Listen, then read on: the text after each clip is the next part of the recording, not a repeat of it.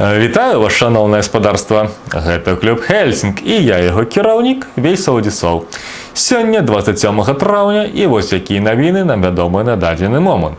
Па-першае, нагадваю вам пра павелічэнне кошта гульні з 1 чэрвеня, пра якое я казаў пару месяцаў назад. Гэта адбываецца ўпершыню за 6 год існавання клуба. Мы ўжо не можам падтрымліваць стабільную цану за свой кошт, таму робім карэктыроўкі.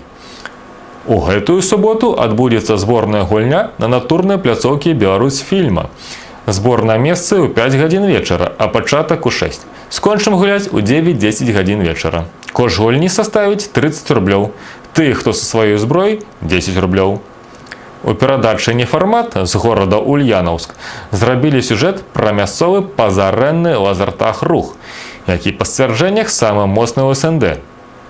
Але наша Віцебская вобласць гатова з гэтым зацверджаннем паспрачацца.